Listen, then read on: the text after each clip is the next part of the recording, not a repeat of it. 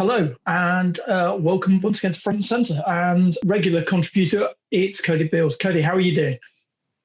Not too bad. The pools reopened this week, so it's going to be a good week.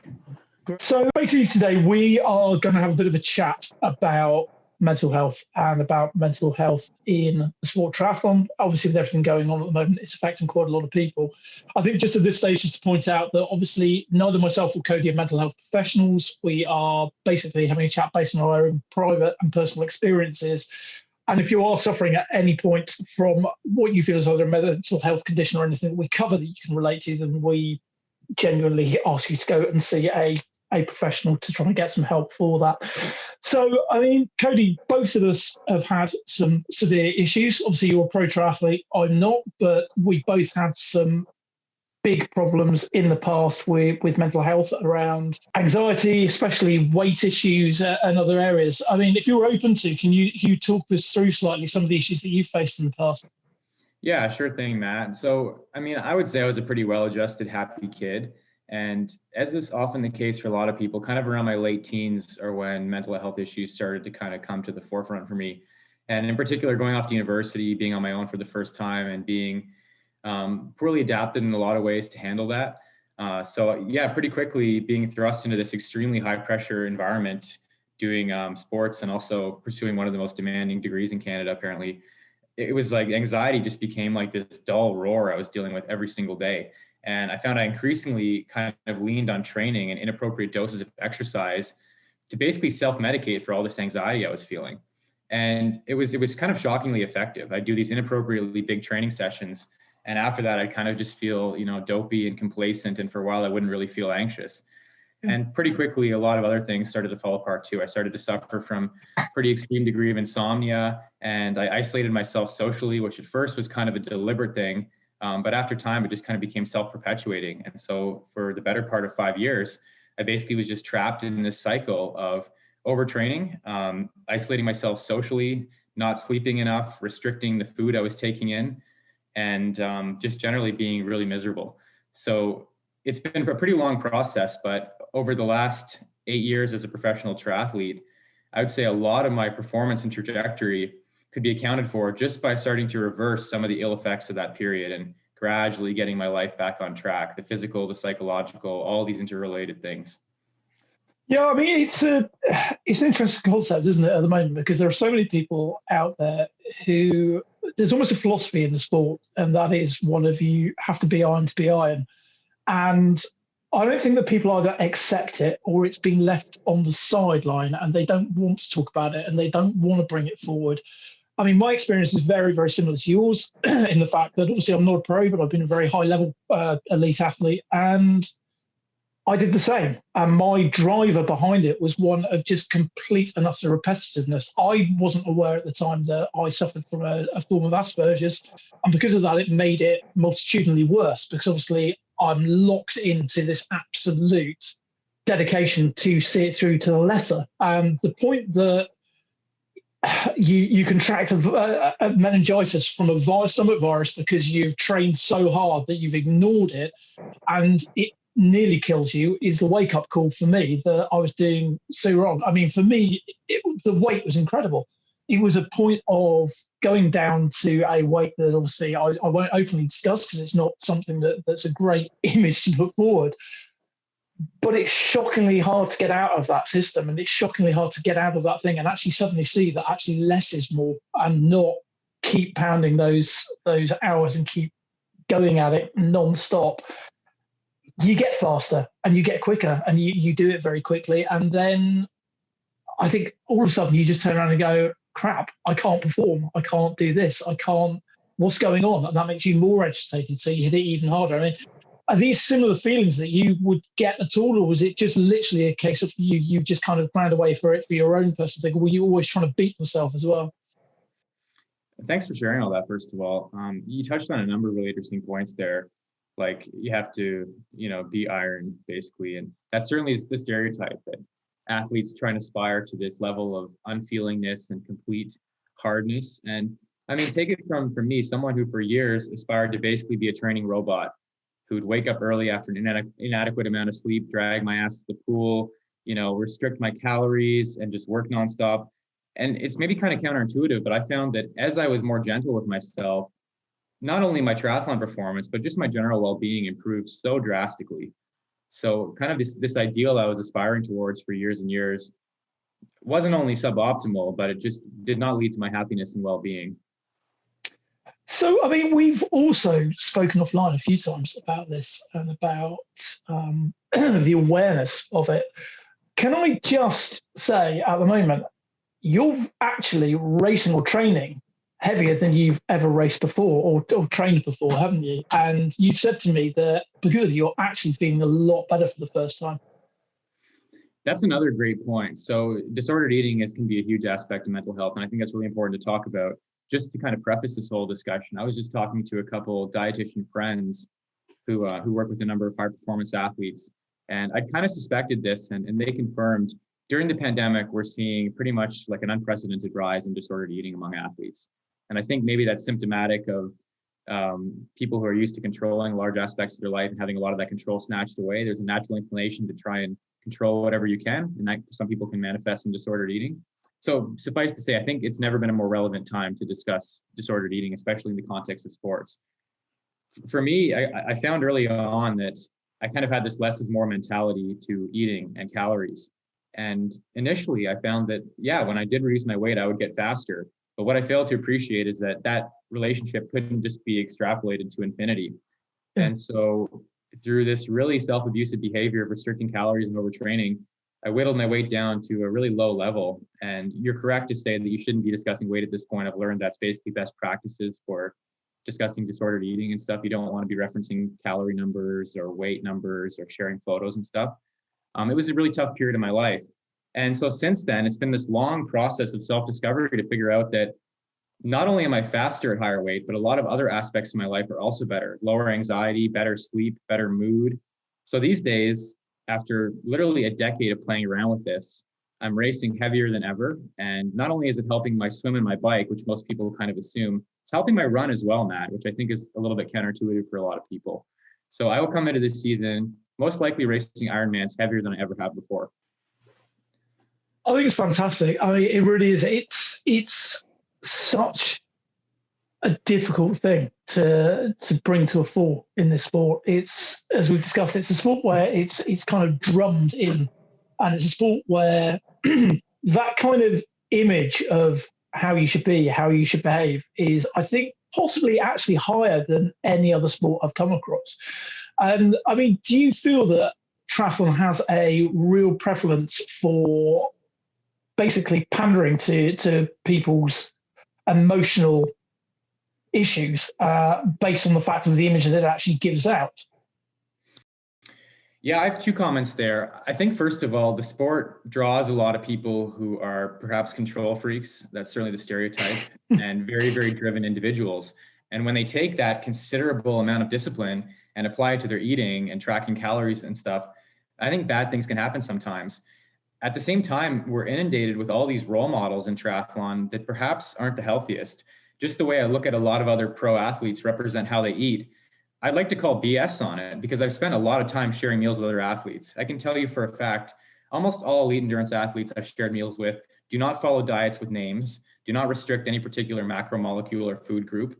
And really, they're flexible eaters. The reality that it's taken me years to appreciate is that big training demands big eating, hard stop. So when I'm in a heavy training week, I'm burning many times more calories, like 2 or 3 times compared to a sedentary person. So the amount of food I have to eat in order just to sustain that level looks absurd compared to any normal benchmark. And really, a lot of the rules of nutrition and all that just simply don't apply to whether you're a professional athlete or even an amateur who's training dozens or a dozen hours a week. So what I'd like to see is professional athletes who are the role models of our sport being a little bit more open and honest about that. I see athletes posting about going out for a long ride and they're eating a cute little salad or having a sip of a drink after. That doesn't align with the reality. If I finish a 6-hour ride on the trainer, like I'm doing once a week right now, I'm smashing a pizza, some cake, whatever I can do to get the calories down. Kind of the composition of the diet is secondary to just making sure I'm meeting energy balance. So, it's getting off into the weeds a little bit, but my nutritional philosophy, first and foremost, maintain appropriate energy balance for the phase of training, whether it's neutral, slightly positive, or slightly negative. After that, it's a distant second in importance what I'm actually eating in terms of macro and micronutrient composition. Yeah, and I think that's great. Nutritionists that I work with, the phrase that she absolutely loathes is the phrase race weight, because she said you cannot tell what your race weight is. And I've worked with people before who've said to me, "Oh, you need to be around about kilos. You need to be around about kilos. You need to be around about." You can't estimate that. Your race weight is whatever your body's going to naturally sit at, that you're going to perform at the best. And as you say, if you don't fuel it, then you're not going to go anywhere fast apart from down. I'm so glad you brought up the topic of race weight, because for years I was one of these people who was really fixated on the idea that race weight was a fixed target, some number on the scale I had to aim for. And same with body composition, some body fat percent I had to hit. And I was getting testing for that at one point. But what I've come to realize is that I look at it much more as a moving window now. So there might be a range of 5 or even more pounds for me that could be pretty optimal for triathlon. Triathlon's even more complex than other sports, arguably, because, fluctuating your weight a little bit, you might give a little bit from one sport, but take from another, or vice versa. So I think also that window shifts over the course of the year, depending on the phase of the season, depending on what your training's looking like. So I never presuppose these days that there's an individual number that I have to hit or I'm not at my optimum. It's really been an experimental process of finding where that window sits over the course of the year. And I think it fluctuates from year to year.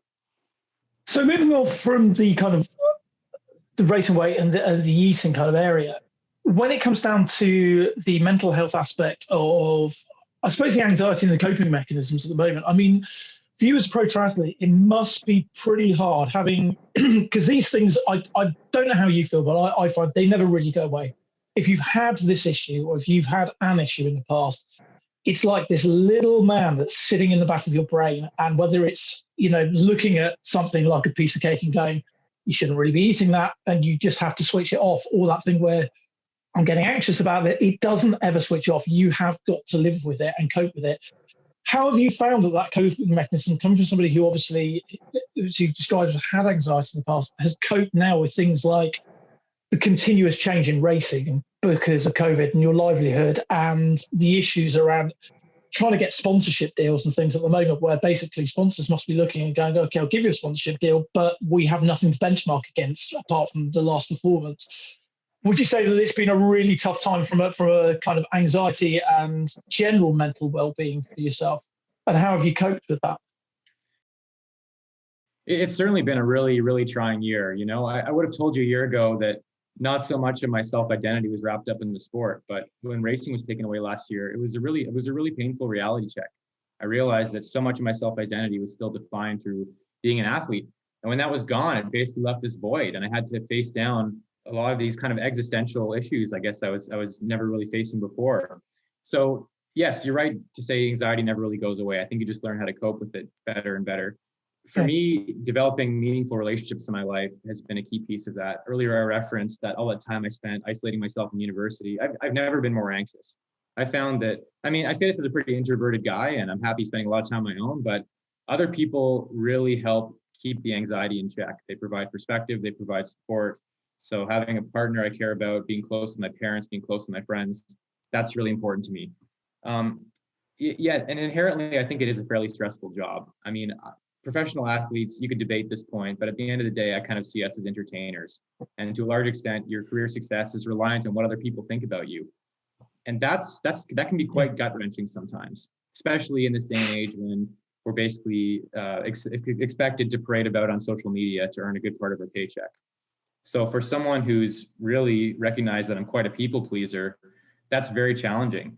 So part of what I've looked at this career as is an exercise, a personal development exercise in keep being less of a people pleaser, learning to accept that you can't please everyone and there's going to be dissent, and just learning to live with that basically. So that's been something challenging for me. In terms of other coping mechanisms, there are just some really practical things on a day-to-day basis that are really helpful. Like for me, I find sleep is essential. It's just kind of, it underpins every aspect of my life and performance and mental health. So really, sleep is the utmost priority every single day. And after that long period dealing with insomnia, I've really made like a careful science of what I need to do every single day, a list of, a dozen practices to make sure I'm sleeping as well as possible. I think also it's a bit of a cliche piece of advice, but daily gratitude practice is one I found pretty helpful. And, you know, my partner and I even kind of formalized it where before bed every night, we each list 3 things we're grateful for. And I think it's really telling. Like if I have trouble, if I have to rack my brain to come up with 3 things, as trivial as they may be, that I'm grateful for, that's really indicative of a negative headspace that I'm in. So I find that quite interesting. I'll leave you with one more thing that I'm personally working on. I think that meditation and mindfulness have a lot of untapped potential in high performance. And I'm not the first person to suggest this. These have been buzzwords in our sport now for at least a decade. But among athletes I admire the most, these are practices that I see increasingly, whether or not it's formalized. Like I'm not talking about the image of a monk sitting cross-legged chanting ohms or something. I think meditation can be a lot more inclusive of a definition than that. But I'm certainly finding it really effective when I carve out even 5 or 10 minutes to do some breathing exercises and just clear my head as best as possible. Sure. I mean, also you, and we're going to plug it, you're opening up your own YouTube channel very soon, which you have done some brilliant bits on social media for already, which is more of a kind of a Cody unstripped, no nonsense approach, which I think is really refreshing, and obviously I think relates very heavily to what we're talking about. I mean, do you find that things like that as well sometimes they're a good reliever, because it is things that also they're those little additional things on the side of your mind that you just think, actually, if I can just get those out, it'll allow me to concentrate more on the bigger issues that I'm currently facing. Oh, I wish it worked that way. In fact, just putting up the first few videos, I've never been more stressed the first few days. Yeah, like I fielded something like 300 comments and emails the first couple of days, and it was mostly positive feedback, but not entirely. And just putting yourself out there like that is really nerve-wracking for me. You know, even if someone comes across confidently on camera, and I'm not saying I always do, you never know exactly what's going on behind the scenes. And in my case, there was a lot of anxiety behind that, frankly. So, you know, on its face, the YouTube channel is a commercial venture. I eventually want to try and make money from that. This is my career, and this is an extension of my career on YouTube. However, really though, if I'm honest, I'm looking at it also as a personal development exercise in being less of a perfectionist and being less of a people pleaser. I don't have dozens and dozens of hours to film, shoot, and edit these videos. They've got to be quick and dirty. And, you know, people aren't all going to love what I put out there. I'm not taking a road where I'm playing it really safe and filtering everything I say and do. So there's going to be some dissent. And for me, it's an exercise in learning to live with that. So actually, you bring up a really interesting comment, which I'll just quickly touch on, and that is negative press. Because as a pro triathlete, people obviously probably look at you and just go, your life is just nice and easy, you don't get negative, but you must get a fair amount of negative press from people who either for some reason just don't like you, simple as, or have got a bee in their bonnet, or almost a slight amount of jealousy. So they'll come.